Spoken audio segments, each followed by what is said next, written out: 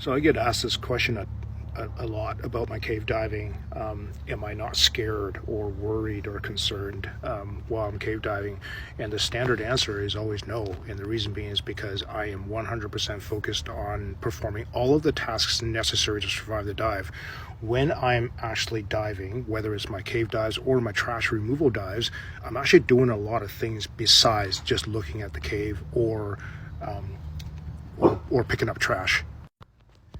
And even when I have an incident in the water, the same thing takes place.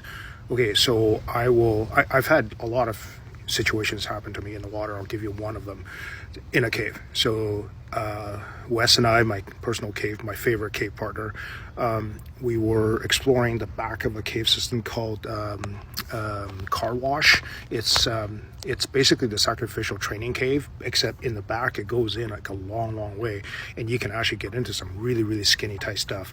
So there's one time we were out there for a long time underwater, and we had some decompression obligation, meaning that we can't just exit the cave. We have to spend some time in the water first. So the way the cave works is that once you get closer to the exit, like around 700 meters away from the exit, it actually drops down, the cave system goes up to pretty shallow, and then it goes down to 45 feet, and then it goes back up to the exit again.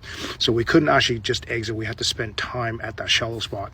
And right at that shallow spot, when we're around 15 feet of water, we're doing our decompression obligation. We're about a foot away from each other because that's how much space there is.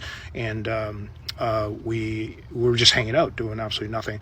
And the regulator in my mouth exploded. It actually just blew apart, and there's bubbles going everywhere. So I just reached down and I grabbed my other octopus, and I'm doing side mounts. So there's one tank on my left, one tank on my right.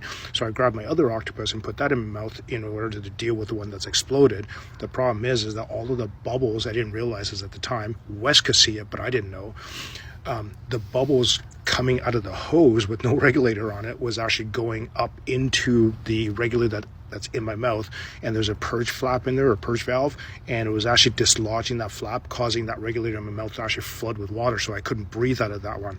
So I chucked that regulator, looked at him and said, "I'm out of air."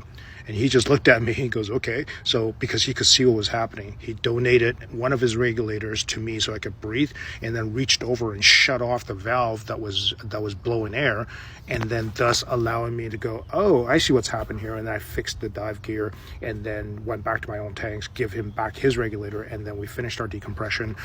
I checked my computer. We had changed 2 feet in elevation. We were at 15 feet. We're now at 12 feet. So we didn't even blow our obligation. Exited the dive, no problems at all. I wasn't concerned. It just did my